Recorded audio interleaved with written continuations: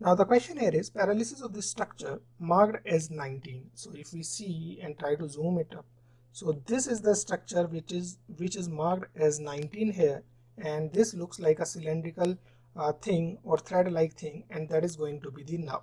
Why now? By going with the language of the question, if we try to understand the paralysis of the structure, okay, so only either the nerve can get paralysis. Actually, there is injury, to be more correct, there is injury to the nerve, and that causes the paralysis of the structures which are supplied by the nerve. So sometimes the language can be confusing. We have to try to understand the best possible view. Okay, so here there is of course a nerve, and if you see here, you will be able to see there is a submandibular gland which has been retracted here. That means we are in the submandibular triangle, and we are approaching this particular triangle from the inferior aspect, right? Inferior aspect of the neck, or we can say here basically there will be a lot of muscles that will be forming the floor of the mouth.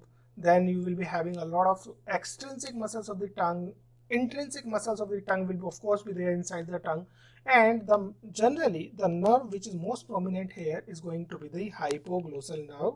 That is your 10th glossal nerve, that is going to be your 12th cranial nerve, right? Now this hypoglossal nerve supplies to the extrinsic muscles of the tongue as well as intrinsic muscles of the tongue, except one muscle that is known as the palatoglossus. Okay, now this is very known fact also. Now if we try to understand the actual anatomical illustration here, so we will be able to appreciate that this is going to be the hypoglossal nerve that reaches here in the inferior direction, and there will be a lot of muscles that are going to be the extrinsic muscles of the tongue. Extrinsic muscles of the tongue, so what are those? These can be genioglossus, geniohyoid are there. Then there will be, of course, it is supplying to the muscles of the tongue, the intrinsic muscles of the tongue as well. So we can see there is intrinsic muscles of the tongue are also here. Okay, so basically hypoglossal nerve is there, and it is a bilateral nerve. Okay, now if we try to understand how the track or the course of the hypoglossal nerve is, so we have to understand that it is found at the floor of the fourth ventricle. At the floor of the fourth ventricle, there is a nucleus of this particular hypoglossal nerve known as the hypoglossal nucleus.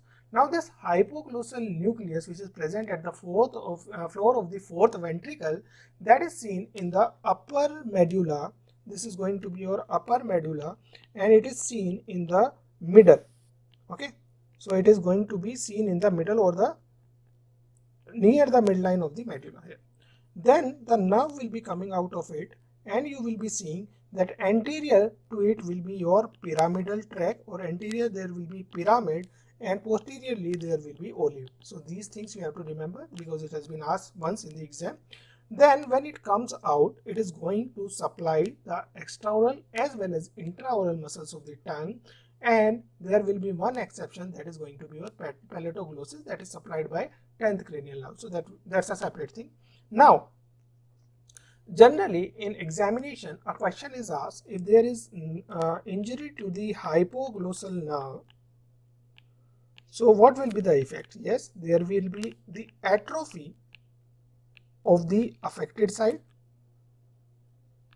That means there are two like these nerve passes bilaterally. So if right nerve is affected, so atrophy of the right side of the tongue will be there.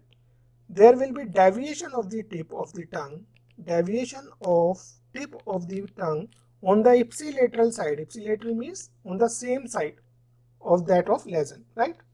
Then we have the third thing that is most important, and it is not usually known by the students actually. So there is deviation of the larynx on opposite side, on the contralateral side while swallowing.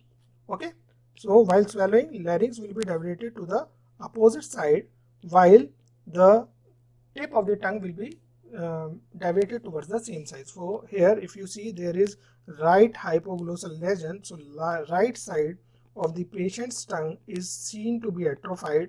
At the same time the tip is moving towards the right, so deviation of the tip is towards the right, And this particularly is due to there are a lot of intrinsic muscles here, and their vector is coming out, the total resultant will be coming towards the right side. Now these muscles are paralyzed. If they would not have been paralyzed, they would have been putting an opposed action here. Okay, there would have been opposed action from these and the tongue would be in the normal shape. But since there is unopposed action of the muscles on the right side due to their paralysis, so the tongue will be diverted towards the right itself. So if we go back to the question and try to understand that the injury to this structure causes the paralysis of the structure supplied to the affected side, causes structure supplied to the normal side, does not cause any deviation of any structure, causes loss of tactile sensation of the anterior two-thirds of the tongue.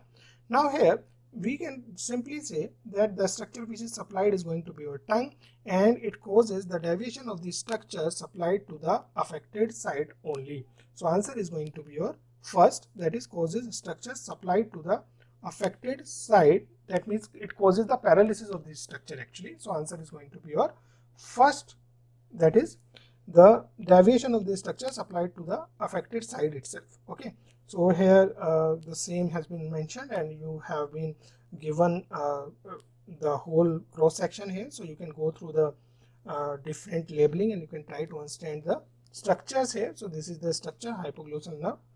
Okay, so you can go through the explanation given at the bottom, and here the answer is going to be your hypoglossal nerve that causes the paralysis of the structure supplied to the affected side only.